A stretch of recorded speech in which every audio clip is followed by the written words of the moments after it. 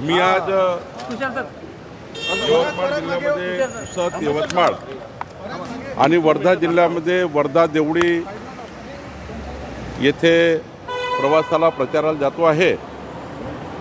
भारतीय जनता पक्षाचे सर्वच पदाधिकारी, आमदार, खासदार, आमचे अध्यक्ष रवींद्र चव्हाणजी, महाराष्ट्राचे नेते देवेंद्र फडणवीसजी या सर्वांनी प्रचाराची धुरा सांभाळलेली आहे आणि भाजपा, शिवसेना, महायुती ही 51% मतं घेऊन 2/3 बहुमताने जिंकेल असा मला विश्वास आहे। सर्वे मुंबईचा पुढे आलेला आहे, त्यामध्ये भाजप 100 पार दिसतंय, सत्तेवर येताना दिसतंय। आम्ही भाजपा, शिवसेना, महायुती 100% यावेळी मुंबईचा महापौर बनवणार आहे।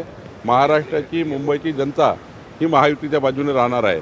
मुंबईची जनता सुद्धा डेव्हलपमेंटच्या बाजूने आहे, विकासाच्या बाजूने आहे। ठाण्यामध्ये शिवसेनेच्या पदाधिकाऱ्याच्या काळजीरत लगवण्याची माहिती समोर येते। नाही, जरा त्याची दखल आम्ही घेऊ आणि योग्य कारवाई करू।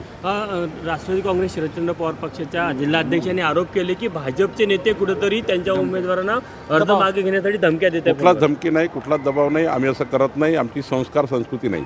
शीतल तेजवानीला काल चौकशी करता बोलवलेलं होतं, पण तिला स्पेशल ट्रीटमेंट, VIP ट्रीटमेंट दिल्याचा आरोप होता। असं आहे की कुठली ट्रीटमेंट दिली, काय दिली हे तर पोलिसांकडे बघावं लागेल, पण जे आरोपी असतील त्यांना आम्ही नक्की याच्यात शिक्षा करू, कारण या घोटाळ्यामध्ये जे आरोपी असतील त्यांना आम्ही नक्की शिक्षा करू।